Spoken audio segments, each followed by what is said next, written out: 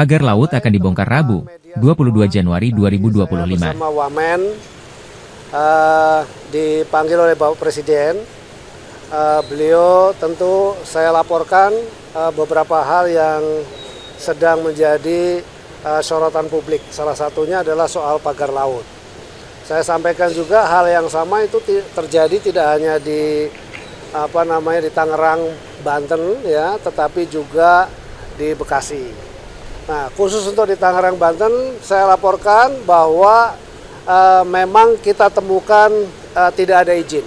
Jadi pada dasarnya sesuai dengan Undang-Undang Cipta Kerja bahwa pembangunan di ruang laut itu harus mendapatkan izin KKPRL. Jadi kesesuaian ruang laut. Ya. Jadi karena tidak ada, langkah pertama yang harus dilakukan adalah kan sesuai dengan aturan undang-undang. Jadi kita tidak bisa sembarangan. Pertama, kita lakukan yang namanya penyegelan. Setelah kita lakukan penyegelan, kita identifikasi siapa yang punya. Kan pada saat kita lakukan penyegelan kan nggak tahu nih siapa yang punya. Ya, secara yuridis kan harus ada yang mengakui siapa yang punya dan seterusnya dan seterusnya dan seterusnya. Tadi saya mendapatkan press conference juga dari Menteri ATR BPN bahwa sudah ada sertifikat yang ada di dalam laut. Saya perlu sampaikan kalau di dasar laut itu tidak boleh ada sertifikat. Jadi itu sudah jelas ilegal juga. Nah, artinya memang ini kan dilakukan proses pemagaran itu tujuannya adalah agar tanahnya itu nanti naik. Semakin lama semakin naik. Jadi kalau ada ombak datang, begitu ombak surut, dia ketahan. Sedimentasinya ketahan.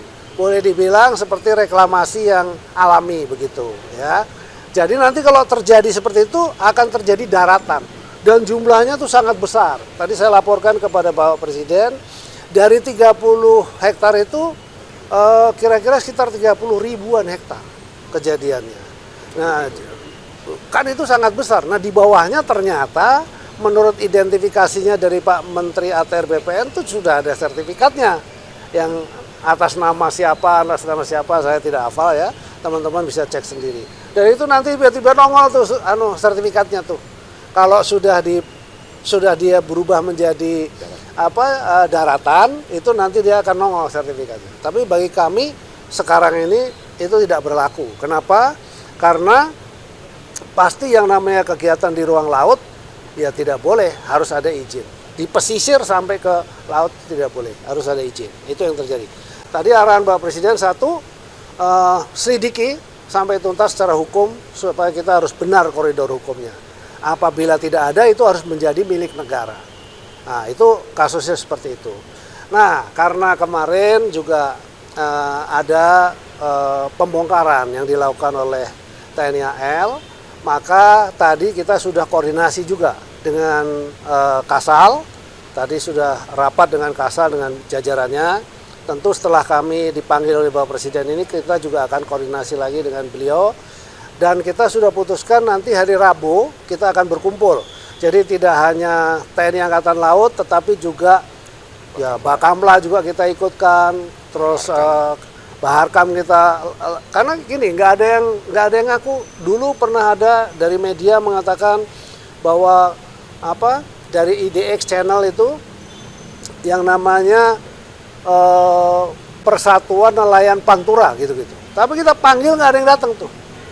Jadi tadi saya dapat laporan, tadi siang dapat laporan katanya besok mau datang. Oh, alhamdulillah kalau mereka datang kita akan usut, jadi lebih mudah.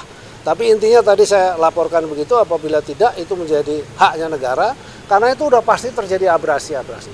Tapi sisi lain, karena kita sudah janji untuk mencabut, maka nanti secara bersama-sama dengan seluruh pihak, ya supaya tidak salah juga. Kalau KKP sendiri yang cabut nanti bisa digugat, dari tiba-tiba ada yang gugat kan repot. Secara hukum itu kita harus perbaiki. Jadi sesuai arahan dari Pak Presiden gitu. Pokoknya sesuai dengan koridor hukum, dan kemudian saya bisa sampaikan di sini Rabu kita akan bersama-sama dengan seluruh pihak dan pada saat itu kita akan bongkar. Demikian. Ikuti terus informasi-informasi lainnya di SIP News Network.